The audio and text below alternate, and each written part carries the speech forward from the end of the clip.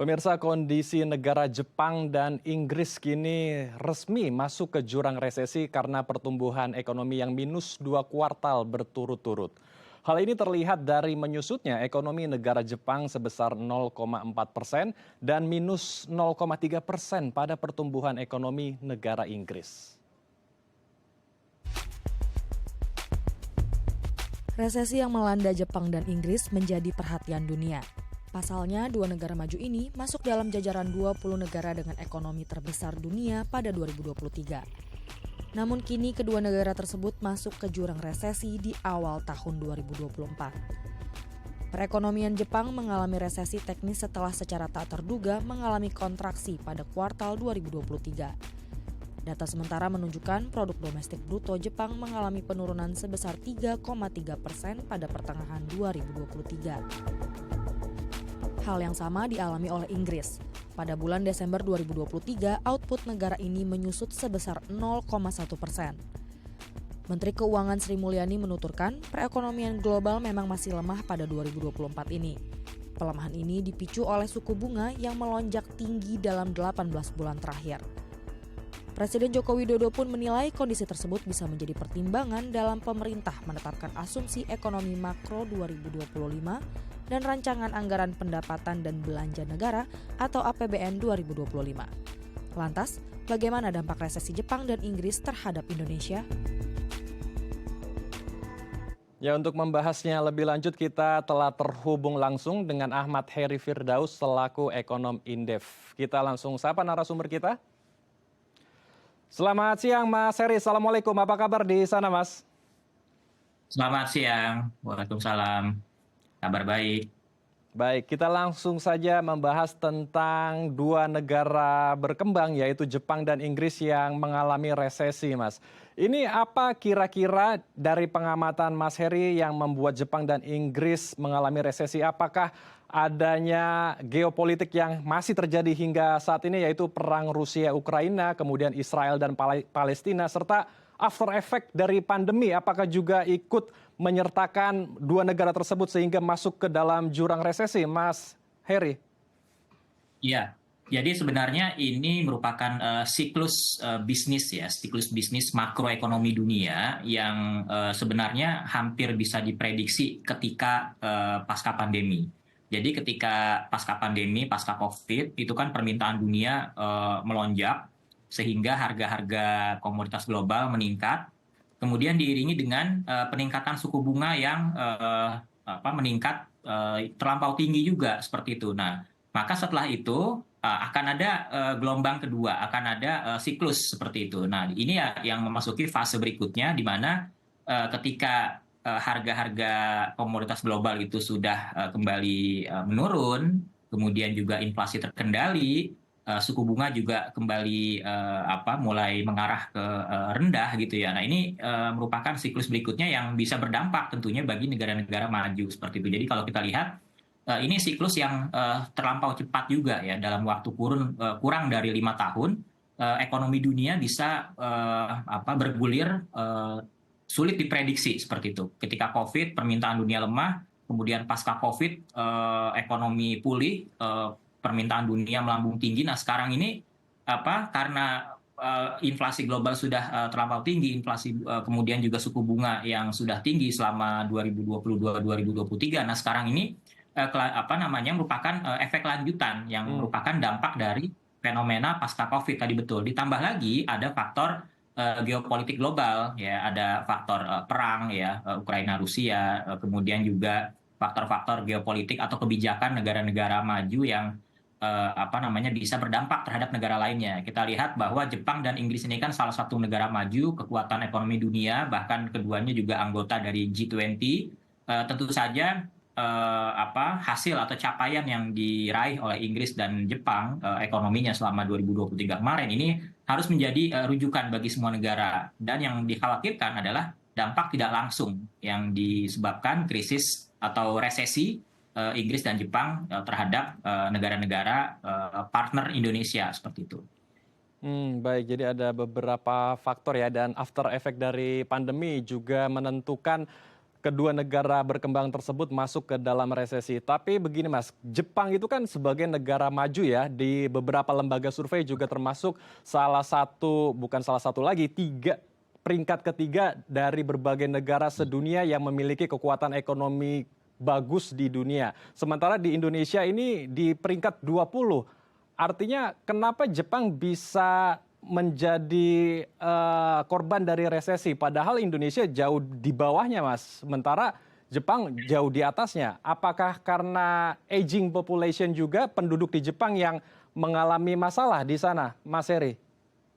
Ya, itu salah satu faktor ya, salah satu faktornya betul. Namun yang perlu diketahui lagi adalah negara Jepang dan Inggris ini adalah negara yang sudah dalam kondisi mapan atau steady state. Ibarat kalau negara maju itu memang pertumbuhannya itu sudah dalam tingkat yang optimal. Makanya kalau kita lihat pertumbuhan di Jepang ya, di Inggris atau negara-negara maju itu berbeda karakteristiknya dari pertumbuhan negara-negara berkembang seperti Indonesia yang masih mengejar ya, masih mengejar kesejahteraan, masih mengejar industrialisasi, kemajuan di berbagai aspek. Kalau negara maju itu mereka sudah punya semua, sehingga yang diperlukan bagi negara-negara maju seperti Jepang itu adalah mengelola kondisi ekonominya agar tidak merosot. Dengan pertumbuhan katakanlah 2%, kemudian inflasi juga ya sekitar 1%, itu sudah cukup bagi mereka untuk memaintain kondisi negaranya seperti itu, sehingga dampak terhadap global juga tidak terlalu tidak berbahaya seperti itu. Nah, ini yang dialami oleh Jepang ketika kondisi negaranya sudah maju, mereka sudah dalam kondisi optimal, sehingga ya pertumbuhan tinggi buat mereka itu tidak lagi menjadi sesuatu hal yang harus dicari seperti itu, karena mereka cukup mengelola pertumbuhan dan inflasinya agar bisa berdampak positif lah bagi ekosistem perekonomian di dunia seperti itu. Baik, saya ingin bergeser sedikit membahas tentang dampak globalnya untuk negara-negara sekitar, terutama Indonesia. Apakah nanti ke depannya akan juga timbul krisis pangan dan energi di berbagai negara, terutama di Indonesia, Mas, akibat resesi di kedua negara ini? Ya, betul. Jadi kalau kita lihat hubungan ekonomi Indonesia dengan Jepang, kemudian hubungan ekonomi Indonesia dengan Inggris, itu secara langsung dijembatani oleh ekspor ya atau perdagangan internasionalnya dan investasi asing. Jadi kalau kita lihat Jepang itu kita ekspor ke Jepang itu 7% ya. Jadi dari total ekspor Indonesia, Jepang itu menyumbang 7%, 7,5% dari total ekspor Indonesia. Nah, ini angka yang cukup besar seperti itu ya, 7%, 7,5% lah. Sementara Inggris memang masih di bawahnya ya, kurang dari 5% ekspor Indonesia itu ke Inggris. Namun kalau dilihat dari sisi investasi, nah Jepang ini negara asal investasi asing buat Indonesia keempat terbesar ya, setelah Singapura, Cina. Nah, kemudian Jepang itu di posisi keempat. Nah, artinya apa? Artinya kalau misalnya resesi Jepang dan Inggris ini semakin berkelanjutan gitu ya, terus berkelanjutan di tahun ini dan menimbulkan dampak sistemik bagi negara-negara lainnya, nah ini dikhawatirkan target investasi kita pada tahun ini tidak akan tercapai. Kemudian juga target ekspor kita, neraca perdagangan kita ini bisa rawan seperti itu, karena meskipun tidak signifikan atau bukan negara utama yang berhubungan dengan Indonesia gitu ya, artinya masih banyak lagi negara-negara yang hubungan ekonominya tuh lebih besar dibanding Inggris dan Jepang, seperti dengan India, dengan Cina, ya itu kita lebih besar hubungan ekonominya dengan mereka gitu. Nah, tapi Jepang, Inggris ini punya hubungan ekonomi yang erat dengan katakanlah India, dengan Cina, dengan ASEAN. Nah, inilah yang dikhawatirkan dampak dari resesi Inggris dan Jepang ya ini menular ya ke negara-negara mitra kita ya seperti ASEAN, Cina dan India, sehingga secara tidak langsung kita juga ikut menerima dampak. Nah, inilah yang harus diantisipasi dengan berbagai instrumen-instrumen kebijakan yang saya rasa harusnya tidak biasa kebijakan yang diambil ya. Jadi kalau kita lihat otoritas-otoritas yang berkepentingan memang sudah mengambil atau sudah merencanakan untuk mengambil langkah-langkah tindakan preventif yang biasa dilakukan, namun perlu disertai juga dengan langkah-langkah yang bisa memperkuat fundamental ekonomi domestik kita. Karena biar bagaimanapun ketika di luar sedang resesi, ya jangan lupa bahwa Indonesia ini punya kekuatan pasar yang begitu luas. Kita punya market size yang begitu bisa diandalkan. Namun syaratnya tadi satu betul adalah menjaga stabilitas harga pangan. Ya. Jika stabilitas harga pangan nasional kita ini terganggu, maka ini akan secara langsung berdampak terhadap daya beli masyarakat. Kalau daya beli masyarakat terganggu, maka apa? Maka konsumsi agregat atau konsumsi nasional kita ini akan melemah. Nah, kalau melemah sudah pasti ini akan mengganggu pertumbuhan ekonomi kita seperti itu. Baik, menarik sekali. Ada banyak sekali juga yang mau saya tanyakan tentang instrumen kebijakan pemerintah untuk mencegah resesi masuk ke Indonesia. Tapi ditahan Mas Heri karena kita akan bahas usai jeda. Baik pemirsa, jangan kemana-mana karena kami akan kembali sesaat lagi.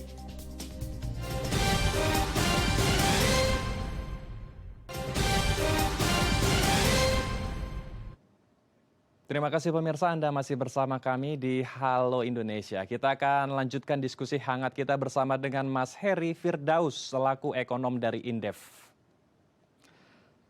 Mas Heri, melanjutkan perbincangan kita di segmen sebelumnya tentang memahami risiko ekonomi global di mana dua negara berkembang sudah masuk ke dalam resesi.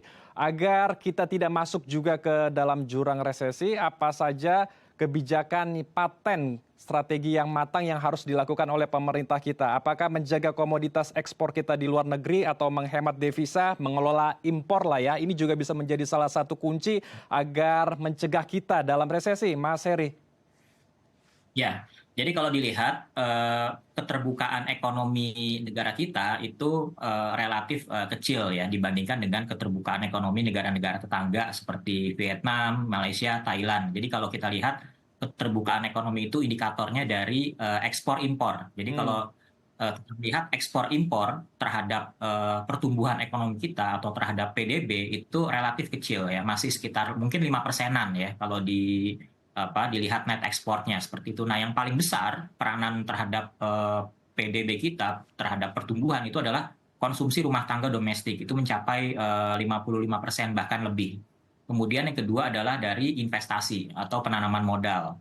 Kemudian yang ketiga dari belanja pemerintah. Nah, ini yang diharapkan. Jadi kalau misalnya tiga komponen itu kita bisa jaga dengan baik, maka kita akan bisa terhindar lah ya dari dampak negatif resesi global seperti itu. Kalau kita lihat, memang betul kita harus menjaga pasar ekspor kita harus bisa mengelola neraca perdagangan kita agar bisa tetap surplus, agar tetap bisa mendapat devisa devisa hasil ekspor yang positif. Kemudian juga disertai dari investasi asing yang masuk. Nah, ini kita tetap bisa harus menjaga seperti itu. Nah, memang dengan kebijakan-kebijakan seperti perluasan pasar ekspor, ya diversifikasi pasar tujuan ekspor, ini diharapkan bisa mengkompensasi turunnya ekspor kita ke Jepang. Karena kalau kita lihat ekspor kita ke Jepang itu baru aja turun 22% ya dibanding tahun lalu. Kalau kita lihat publikasi BPS yang baru bulan Januari kemarin, Februari yang dirilis. Nah, ini menunjukkan bahwa ekspor kita ke Jepang sudah turun 22% terhadap tahun lalu. Nah, ini kan tentu harus ada kompensasinya. Nah, dari negara mana kita harus harus positif ekspornya? Tentu saja dari negara-negara yang kita anggap potensial market ya. Ada negara di Timur Tengah misalnya ya, di Afrika atau bahkan di Amerika Latin. Maka kita harus segera menggali atau memperluas pasar ekspor yang lainnya, tidak hanya bergantung pada seperti Jepang ya atau Uni Eropa seperti itu.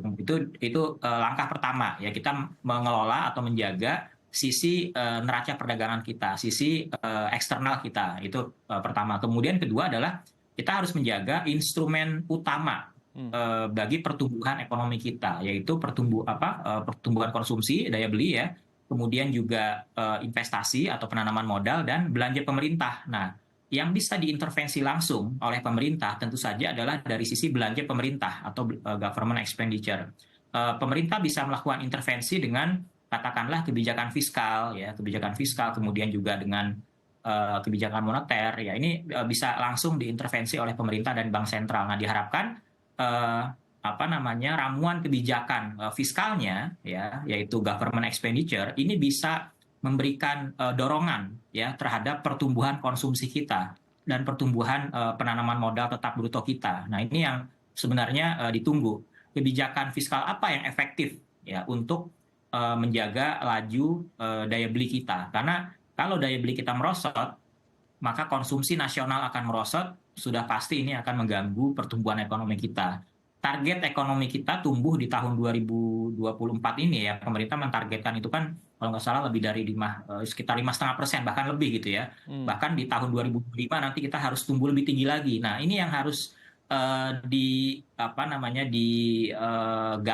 paling dekat adalah yaitu tadi menjaga daya beli kita. Nah, gimana cara menjaga daya beli? Ya harga-harga nggak boleh naik terlalu melambung tinggi. Kalau harga-harga melambung tinggi ya daya beli kita sudah pasti merosot, belanja kita kurangi. Ya ini kan artinya daya beli merosot. Nah, itu tadi stabilitas harga itu penting sekali untuk dijaga. Kemudian juga kondisi yang lainnya ya, kok tadi seperti ekspor, impor, investasi ini juga sangat penting. Jadi pemerintah saya rasa dengan fenomena ekonomi saat ini, khususnya ekonomi domestik, yang kita tahu bahwa harga beras mahal, ya harga pangan lainnya juga melambung tinggi. Nah, ini harus segera ada upaya yang signifikan menghasilkan dampak bagus ya buat turunnya harga atau terkendalinya harga-harga kebutuhan utama untuk masyarakat seperti itu. Karena kalau tidak, ini akan semakin sulit untuk dikendalikan, yang pada akhirnya nanti ekonomi kita akan terganggu di tahun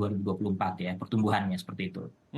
Baik, jadi kalau saya simpulkan ini adalah meningkatkan produktivitas kita di dalam negeri, kemudian menjaga komoditas dan menjaga juga daya beli kita. Jangan sampai harga-harga di dalam negeri meningkat signifikan yang akhirnya ujung-ujungnya akan menurunkan daya beli kita, dan ini akan bisa memicu kita juga masuk ke dalam resesi. Terima kasih Mas Heri, semoga pemerintah mendengarkan diskusi kita hari ini sehingga kita bisa bersama-sama mencegah resesi yang ada di berbagai negara maju seperti Inggris dan Jepang. Terima kasih sekali lagi Mas Heri, Assalamualaikum dan selamat kembali beraktivitas. Terima kasih.